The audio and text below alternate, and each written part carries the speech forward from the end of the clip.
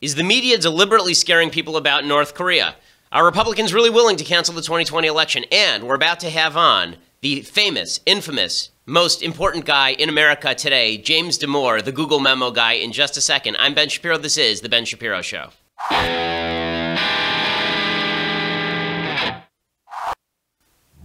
Okay, we're all waiting with bated breath to talk to James Damore. He's sitting right here on the Skype, so we're going to be talking to him momentarily. We just want to jump right into it because I know that our audience has been waiting with bated breath ever since I announced this morning on Twitter that we would be having on the author of the Google memo, the infamous Google memo, the most important document since the Magna Carta. James Damore is joining us right now. He, of course, was a senior engineer at Google until he made the mistake of penning an eminently correct scientific treatise on the differences between men and women and why that may contribute in part to discrepancies in terms of the levels of employment and wages at Google between women and men. And then, of course, Google found out about his wrongthink and he was fired. James, thanks so much for joining the program.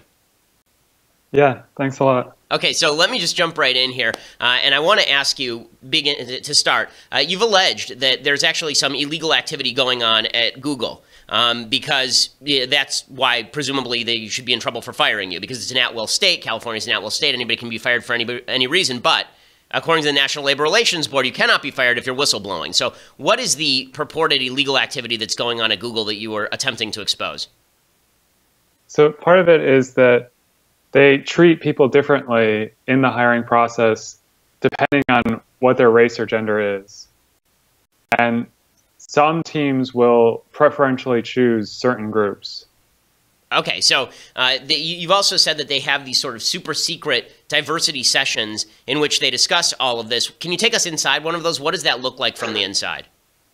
It's just a group of all these people talking about the benefits of diversity and how much they love diversity and all the sexism and racism that happens and how we have to try to fix that.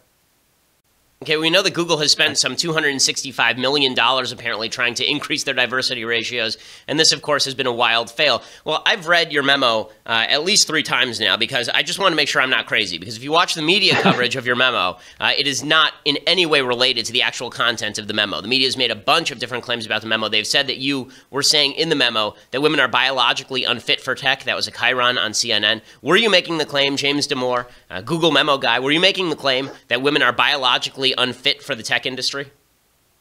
No, I was just trying to explain why we see a disparity in the population of people that are interested in working in tech.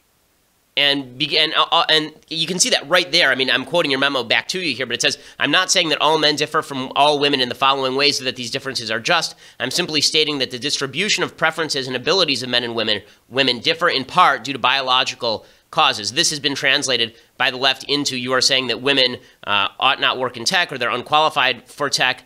You weren't even saying, when you have an entire section of your memo promoting the idea that there should be more women in tech, and you offered a bunch of ways that you think that the tech community could be made more welcoming to women. So are you in favor of more women in tech? Yeah, I mean, I like women, right? So, and if we're in general just trying to get more people interested in tech, then that would be one way to do it. So I want to talk to you a little bit about something that the YouTube CEO, a woman named Susan Wojcicki, that she wrote this morning over at Forbes. She wrote a piece at Forbes about the horrors of your memo and how they'd obviously emotionally crippled her young daughter, who apparently came up to her and said, "Mom, is it true that there are biological reasons why there are fewer women in tech and leadership?" Now, it seems to me that that was not exactly the claim you were making. Is it true there are biological reasons why there are fewer women in tech and leadership? What's your response to the YouTube CEO? Well, I mean, to me, at least, it felt a lot like what Piers Morgan was trying to do to you on his show by taking a little kid out and saying, "Oh, aren't you sorry for him?" Right? I mean, they're just trying to guilt me. So I do want to represent what I'm saying. Yeah, I do want to ask you about what the political representation is like inside Google, because there was a poll, sort of an informal poll that came out this morning that said that 56% of people who were responding to this online poll who are working at Google said that they were against your firing. Number one, are there a lot of people inside Google who have been expressing support for you? Yeah, since I wrote it, there have been many people that privately messaged me and said, "Yeah, I support you. I agree. This is a real problem." Do you think that Google is biasing their search results and the way they do business toward the left? Do you think that how they're treating you is reflective of how they do business as a company? I don't know about biasing search results, but they may definitely be biasing who they do business with. Okay, so and inside the company itself, do you think that there is a obvious political preference for folks on the left? If you had written a memo about how Black Lives Matter was the cause of the day, and that really mattered more than anything else. I mean, there are all these sort of internal Google chats, apparently, that you're a part of, these Google message boards. Have you ever seen stuff like that, politically oriented material toward the left, and has that ever been a problem for anyone?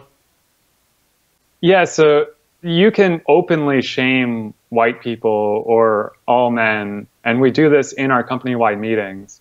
So, yeah, there's definitely a bias towards a certain movements. Like, we had a whole TGIF that was for the Black Lives Matter movement. And can you give me some example? I mean, you say you have company-wide meetings where people are shamed.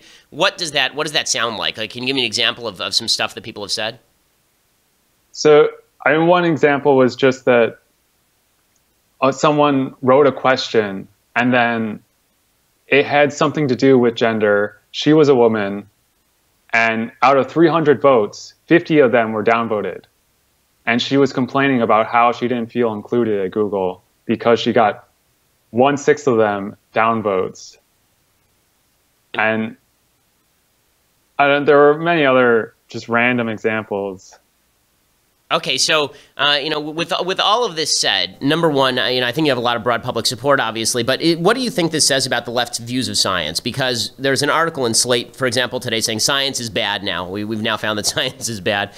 Susan Wojcicki, as I say, she said at the very end of her screed, she said that these are questions that shouldn't even be asked. This is a direct quote from her piece at Forbes today. She said, for instance, what if we replace the word women in the memo with another group? What if the memo said that biological differences amongst Black, Hispanic, or LGBTQ employees explained their underrepresentation in tech and leadership roles? Would some people still be discussing the merit of the memo's arguments, or would there be a universal call for swift action against its author?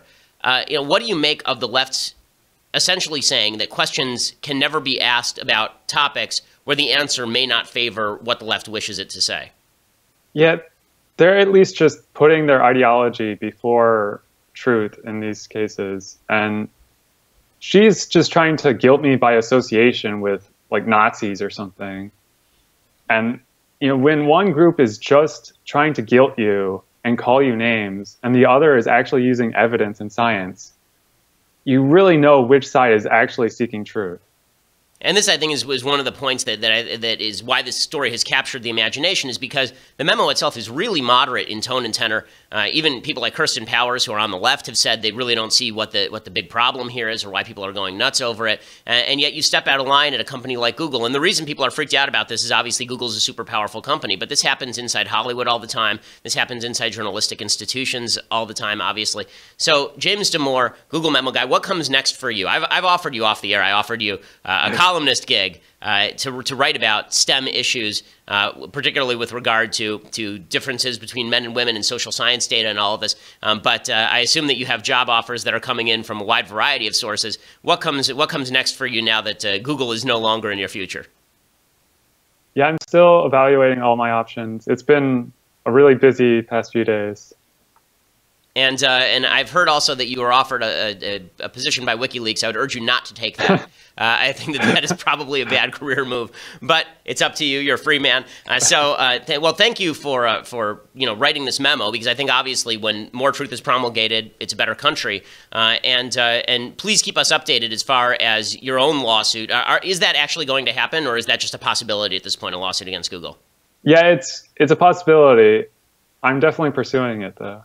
Okay. So keep us updated on that. And obviously, we are rooting for you as far as the whistleblowing aspect of this. And please keep writing true things, even though there's pretty tremendous blowback. Thanks so much for joining the show. I really appreciate it.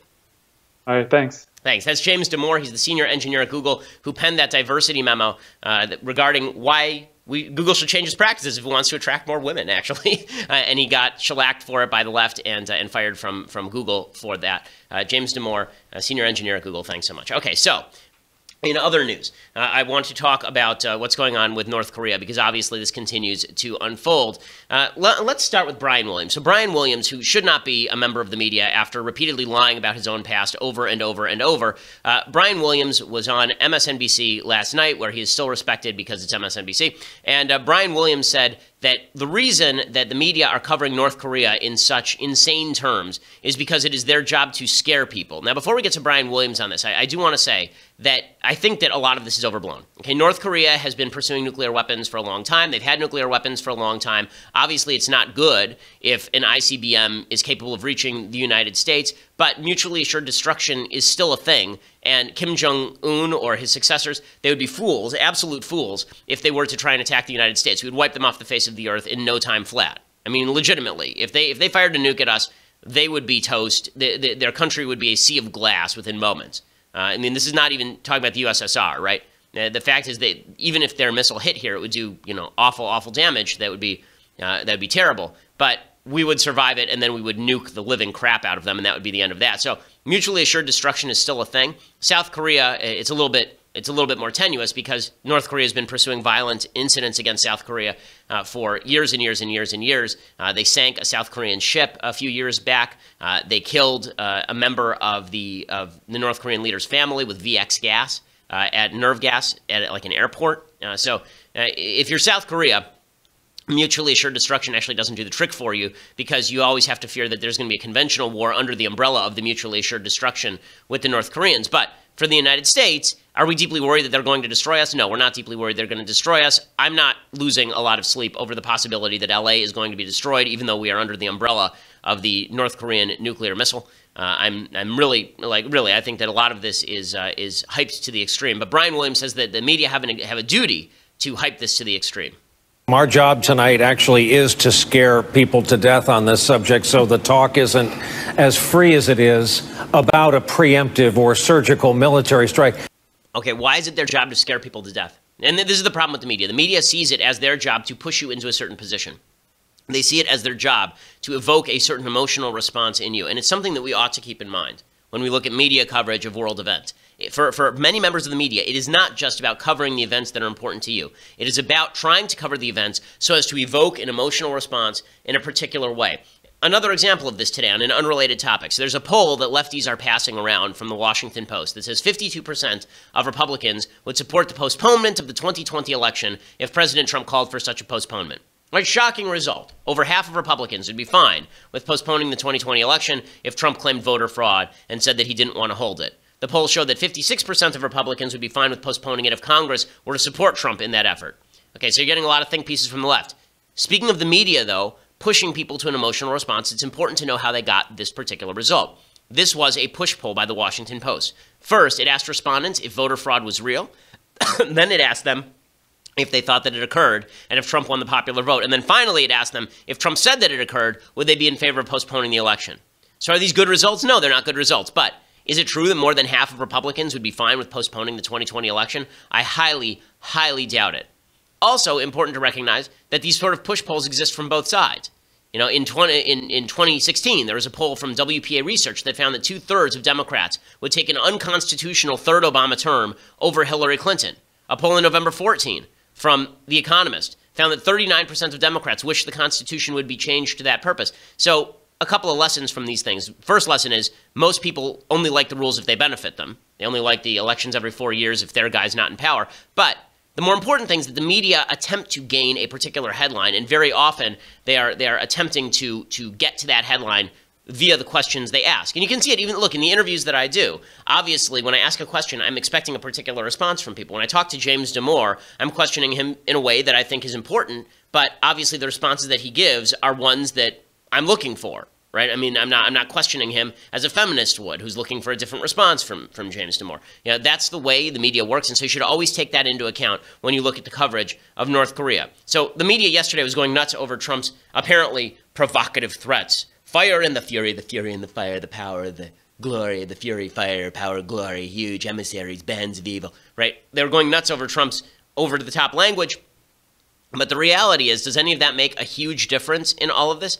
Not really. Okay, General James Mattis came out, Mad Dog Mattis came out yesterday, And what he said was, quote, "The United States and our allies have the demonstrated capabilities and unquestionable commitment to defend ourselves from an attack. Kim Jong-un should take heed of the UN Security Council's unified voice and statements from governments the world over who agree the DPRK," that's Democratic People's Republic of Korea, "poses a threat to global security and stability. The DPRK must choose to stop isolating itself and stand down its pursuit of nuclear weapons. The DPRK should cease any considerations of actions that would lead to the end of its regime and the destruction of its people." So that's pretty harsh language from Mattis, but I don't see the media losing their minds over that. Back, I think it was last year, a couple of years ago, Barack Obama threatened to destroy North Korea. So the media obviously are attempting to evoke fear in Americans that Trump's precipitous nature will lead to a nuclear exchange. That's not what's going to happen here. It's not what's going to happen here. And North Korea is basically, they understand that they're in a rhetorical pissing match now with Trump. And so there's a statement released by the North Korean military in which they basically called Trump a load of nonsense. They said that his threat was a quote unquote load of nonsense, and they called him a guy bereft of reason. So you basically have Trump and the leader of North Korea in a Twitter fight, but is this going to devolve into nuclear war? I really don't think so. And here's the fact, okay? The fact is that people who are living really under the threat of North Korea are happy that the United States is taking a pretty militant position on all of this. Guam, which was a nation that was threatened by North Korea in response to Trump's threat, the governor of Guam, he likes Trump. I mean, here he is praising Trump. So do you think that the president's remarks are getting to the heart of the problem, no longer strategic patience, and does that play to solving this problem in the big picture? As far as I'm concerned, as an American citizen, I want a president that says that if any nation such as North Korea attacks Guam, attacks Honolulu, attacks the West Coast, that they will be met with hell and fury. What I'm concerned about is if a U.S. senator says initiate an attack and causing a war, and remembering that they're in the Mariana Islands, this is American sovereign soil. This is 600-mile archipelago of islands similar to Hawaii, where there are over 200,000 American citizens. Right. So it's important that as we make decisions, that those folks that are in a position of leadership, that they understand too that war is the last option, because not only will tens of thousands American military forces and dependents be affected by a regional war, right, but because the Western Pacific has American soil in it, then a couple of 100,000 Americans could get caught in the crosshairs. So I think it's important to be very strong, right, at the same time be calm. And I think everybody is on board with this. I don't think Trump is precipitously into launching nuclear war, but a lot of this is the Democrats playing politics with all of this. A lot of this is the Democrats attempting to play politics with national security and basically suggest that Trump is a madman who is going to get us into a nuclear war. And an MSNBC military analyst essentially said this. He said if Trump ordered a nuclear launch, Mattis would defy it because obviously Trump is crazy. This would be clip 4. What if he orders a nuclear strike? I mean, my understanding from General Hayden and public comments is that that's a pretty quick time frame between the commander. Yeah, but I'll tell you. You think Mattis would defy an order? Yeah, I think he would. Don't forget the people who are down. He'd say, "I'm not doing it." Okay, so this is the narrative the media is creating, is that Trump is a nutcase and he's going to order a nuclear launch for no apparent reason. Again, I've seen no evidence of this on the international scale from President Trump, this sort of precipitous action. Even on domestic policy, Trump will fire off a tweet, but the actions that he's taking are really not particularly precipitous. The only precipitous action that you can say that Trump has really taken was his transgender ban in the military tweets, and even those are not being implemented by the Pentagon because there was no follow-up. So, you know, the business of American government does not work quite as smoothly as people think. Now, there's this sort of old Cold War mentality that we're 5 seconds away from launching nuclear war. I don't think that's right, and I do think that the media are attempting to twist you into knots, make you feel really uncomfortable, make you feel like we're a second away from being obliterated. We also don't know what we also don't know what military options are on the table. I mean, we don't. I've been saying this now for weeks, okay? I don't know as much as the Department of Defense knows about what military options are on the table to take out the Kim regime. But I promise you that the last thing that anyone wants, including President Trump, is a nuclear exchange. As President Trump said during the campaign, there's nothing like nuclear. Nothing like it. It's just the biggest and the hugest. Do you remember when he actually said that during a debate, which is pretty incredible. So, all of that said, don't be deeply worried. Don't worry so much. Everything will be okay. Worry in the sense that we should come up with a solution to North Korea, but don't worry that we're 5 seconds away from a nuclear exchange. We're not. Okay, so before I go any further, I want to talk about Trump's conflict with Mitch McConnell. I also really want to get to some things I like, things I hate, and the big idea. Today, I really want to get to the big idea because I think there's some important stuff here.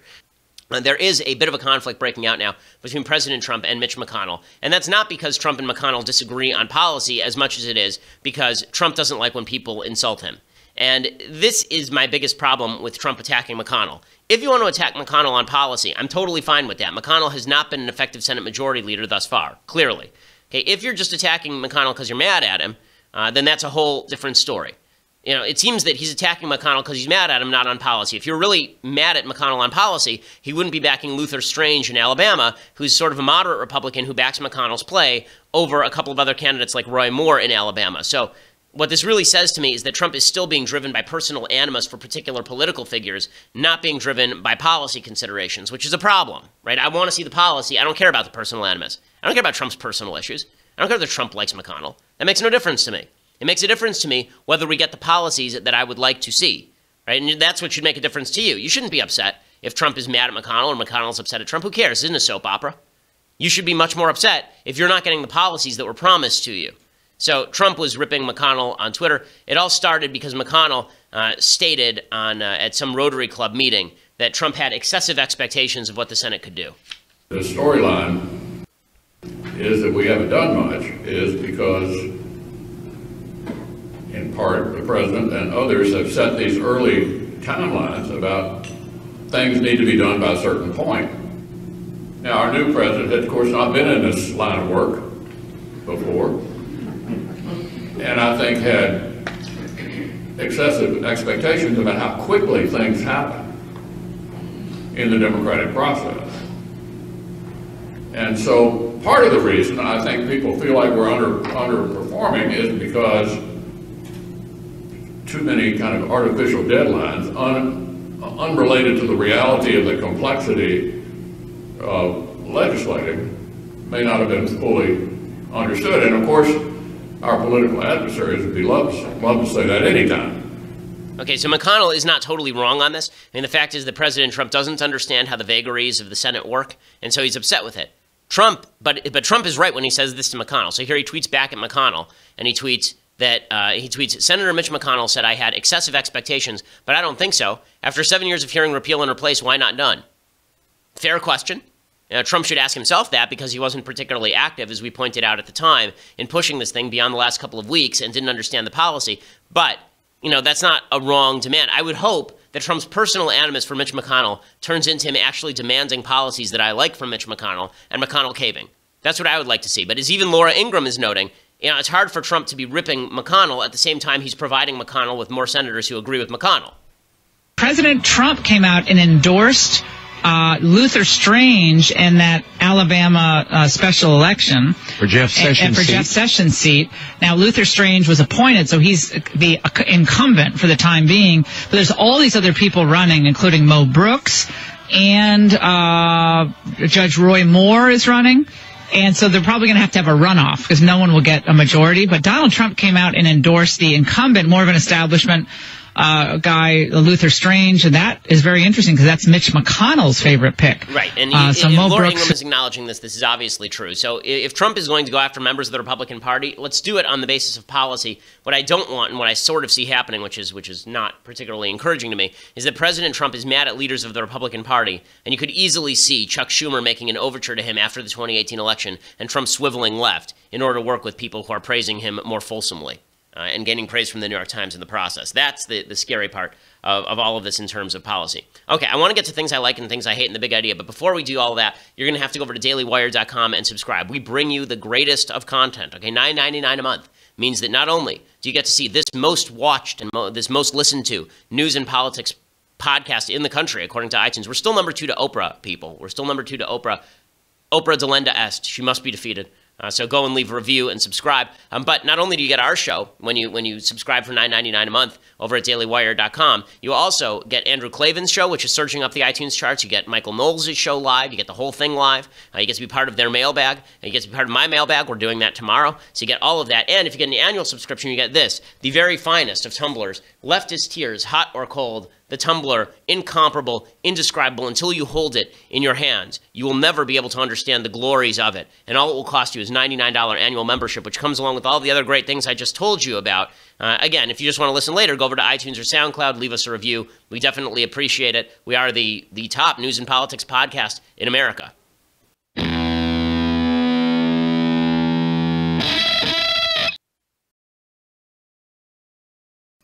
Okay, so let's do some things I like and some things I hate and the big idea. So Thursdays are our big idea day here at the Ben Shapiro Show.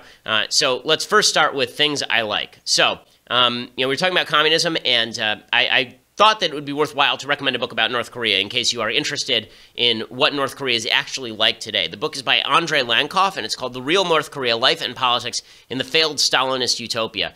And it's a fascinating book because it doesn't try to paint an excessively dark picture of North Korea while not ignoring the problems in North Korea. Basically, it says that it is a stunted rump state that is run in the most horrific dictatorial way, and that manifests more in the everyday lives of North Koreans than it even does in sort of our horror imaginations of gulags and people being shot en masse. That's less what's happening than just the gradual degradation of a great people. The Real North Korea, Andrei Lankoff, fully worth reading. I think a fair and honest, relatively objective look at what North Korea is like today. It is a stain on the so-called global community that doesn't really exist. It's a stain on the UN, certainly, that North Korea has continued to terrorize its people for more than half a century at this point, just as it's a stain on the international community that Cuba continues to be a dictatorial backwater. It's really quite horrifying. If there were a way to get rid of the Kim regime, I'm all for it. Okay, other things that I like. So this exchange is making the rounds on the interwebs. It is an amazing exchange. James Franco, the actor, was talking with this Princeton professor, and the issue of abortion came up. Now, this Princeton professor, her name is Elliot Michelson, and she is discussing her support for early-stage abortion and why she believes nothing morally bad happens when it occurs. And even James Franco is sitting there going, what you're saying makes no sense to me, okay? And James Franco, I cannot imagine, is pro-life. But even he is looking at her and going, this doesn't make sense what you are saying. Namely, because what the left says with regard to abortion doesn't make a whole hell of a lot of moral sense. Here's a bit of the exchange. In some of my work, I defend a liberal position about early abortion. So I defend the view that there's nothing morally bad about early abortion. So a lot of people think, well, it's permissible to have an abortion, but something bad happens when the fetus dies. And I think if a fetus hasn't ever been conscious, it hasn't ever had any experiences, and we abort it at that stage, that actually nothing morally bad happens. And this view might seem unattractive because it might seem that it dictates a cold attitude towards all early fetuses. But what I think is that actually among early fetuses, there are two very different kinds of beings. So James, when you were an early fetus, and Elliot, when you were an early fetus, all of us, I think that we already did have moral status then. But we had moral status in virtue of our futures, in virtue of the fact that we were the beginning stages of persons. But some early fetuses will die early in pregnancy, either due to abortion or miscarriage. And in my view, that's a very different kind of entity. That's something that doesn't have a future as a person, and it doesn't have moral status. Okay, and James Franco goes, can't you only judge that in hindsight? When James Franco is wrecking you on abortion, and you're a professor at Princeton, you should lose your job. Okay, that is the worst argument in favor of early stage abortion I've ever heard. The left, when they make the argument for early stage abortion, what they say is that this is not a fully formed human life. Like, that's actually an argument, okay, that it has not reached the stage of life at which we care. It's not a good argument, right? It's not an argument I agree with, because potential life is still potential life. And the question as to what level of potential life is necessary in order for you not to be able to kill it, that's a pretty dicey question morally. Because they're children who are born with disabilities. You get to kill them because they don't have a lot of potential to grow into full human beings or fully functional human beings. This is why the abortion argument doesn't work. But the argument she's making is so nonsensical that James Franco absolutely wrecks her unconsciously. Without even thinking about it, he says, if a woman decides to have an abortion with an early fetus, just that act or that intention negates the moral status of that early fetus, just because if she goes out and has an abortion, it's pretty certain it's not going to become a person. And this professor just struggles and struggles and struggles and struggles, as well she should. Again, this lady was she's a member of the She has a PhD in philosophy from MIT, a bachelor's from Harvard. Her father was a member of the Princeton Philosophy Department faculty. She's part of the Princeton Philosophy Department faculty.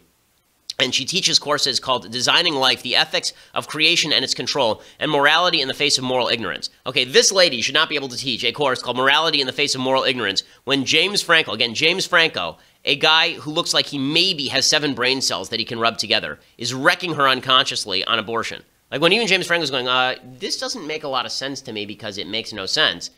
Wow. Wow. So well done, Princeton, hiring only the best. Okay, time for a couple of things that I hate. Okay, so the first thing that I hate, Skip Bayless, who has made a living saying inane things on sports channels for a long time. He used to be on ESPN, now he's on Fox Sports 1, I believe, and he says that Colin Kaepernick not getting a job is a full-on disgrace.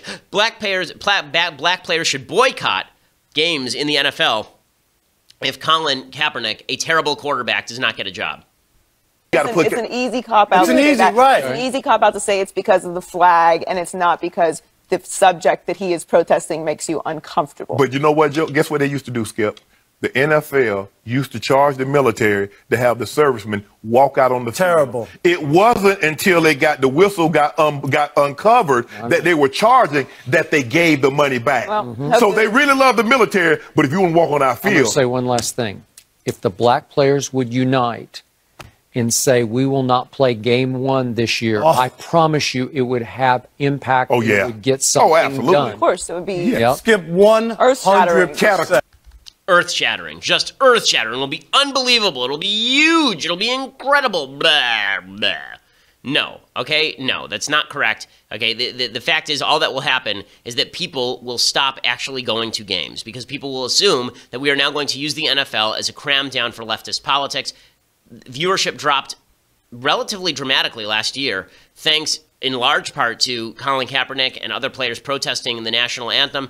You do this for Colin Kaepernick and you reinvigorate this particular debate. I promise you the NFL is going to lose ratings, as well it should, because when I watch sports, I don't want to hear about how America is racist and sexist and bigoted and homophobic. I just want to watch sports, particularly when a lot of the best players in the sport are black. I mean, just enough is enough. But you know, there is a leftist pandering element that has really gone over the top.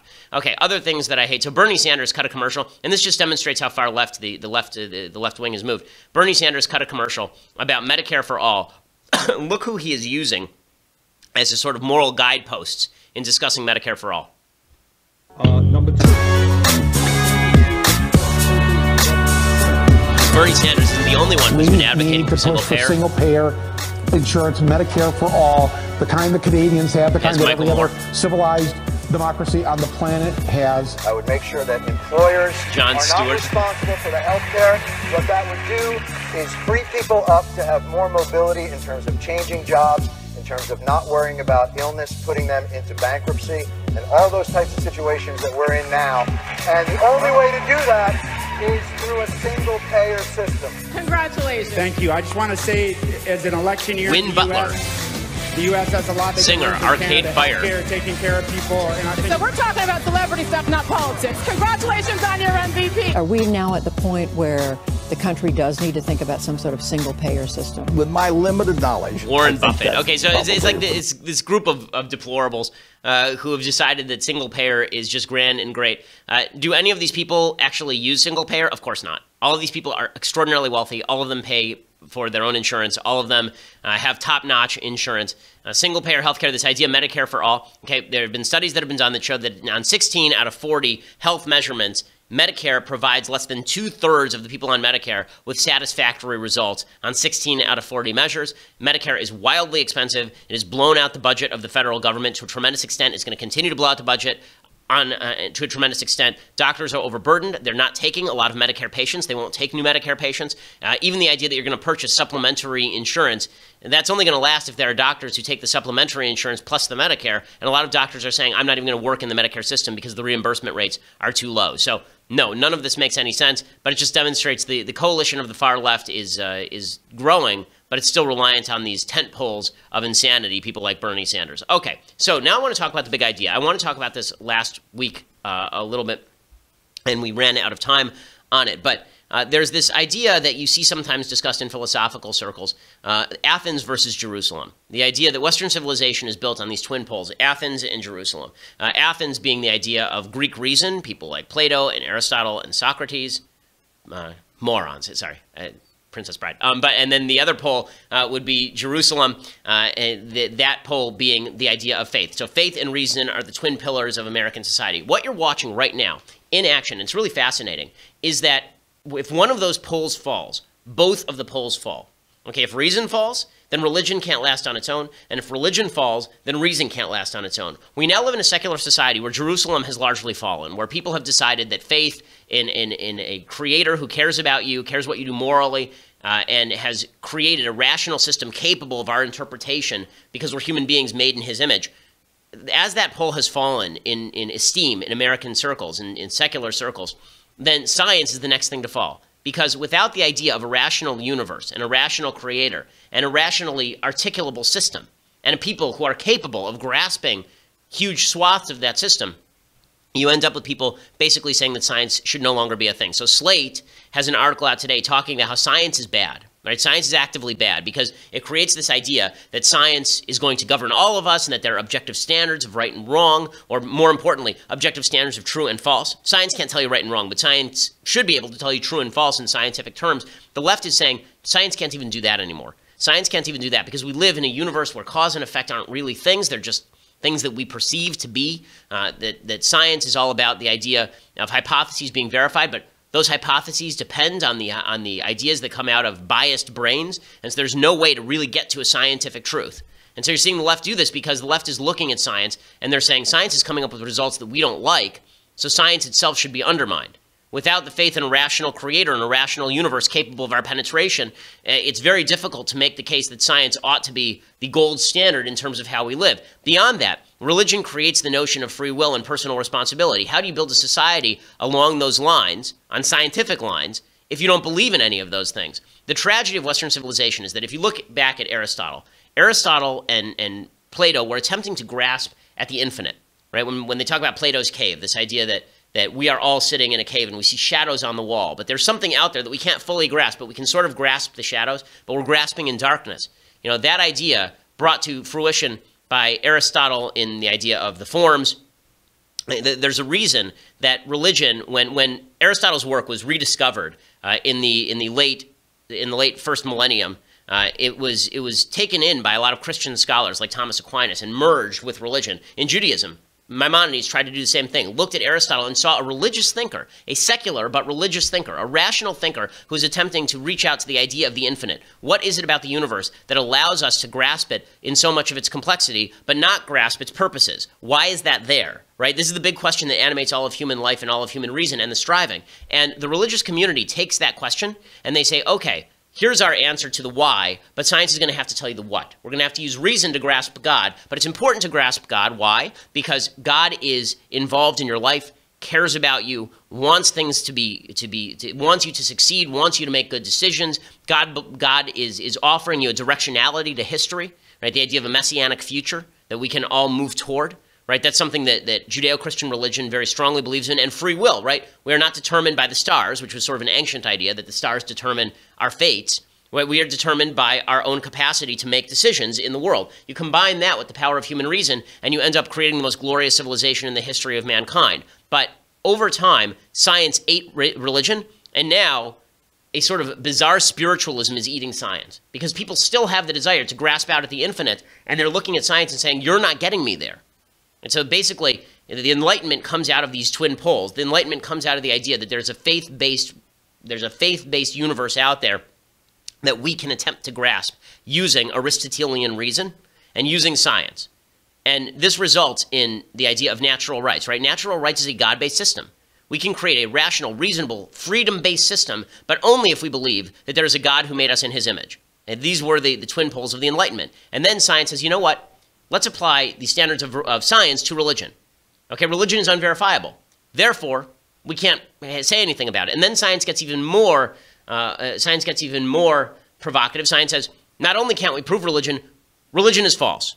right? The Richard Dawkins school of thought. Science can prove religion false. And by proving religion false, by proving that it's just a figment of your imagination, we can move into a better world, right, where man is king. Except that the next thing that happened is that science ate the idea that man is king, because the more you move into the scientific world, the more you realize that human beings are just another animal with a bunch of brain functions. And that, you know, in the E.O. Wilson view of sociobiology, that all of our actions are not free-willed, right? We can't will our own actions. Everything is predetermined. So why should there be punishment? Why should there be societies? Why are moral standards better? Why shouldn't I do whatever is hedonistically pleasurable to me? Why shouldn't I be the Marquis de Sade? Right? So science, as it progressed, ate the foundations of science itself. And that's what we're seeing. We're seeing the oberus, the snake that eats its own tail.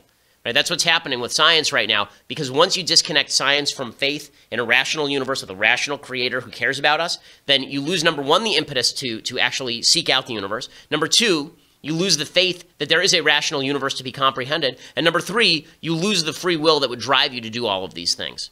That's why you need both Athens and Jerusalem, and they seem mutually exclusive, and they do battle with each other for primacy and the upper hand. But if you lose either one of those, if you lose science, then religion just becomes, you know, grasping at shadows. Religion just becomes faith based in nothing. And if you if you lose religion, then science just becomes a group of animals seeking to build huts of sticks with no meaning and no drive toward a better society. And you have to answer the question as to why a more moral society is necessary when morality has no meaning, better has no meaning, and society has no meaning outside of just a bunch of animals living in a similar space. So this is why you need both Athens and Jerusalem. This is why reason and faith must hold hands, even though they disagree all the time and slap at each other with their free hands. Okay, so we'll be back here tomorrow with the mailbag. It's Thursday, right? Yes, okay. So we'll be back here tomorrow with the mailbag. Remember, we are the #2 podcast on iTunes. If you help us out with subscriptions and reviews and listening to the show, then we will overtake Oprah. We will. I have faith. We will overtake Oprah. And you won't get a car. And you won't get a car. And no one will get a car. Get yourself a damn car. Okay? I don't have to get you a car. I'm Ben Shapiro. This is The Ben Shapiro Show.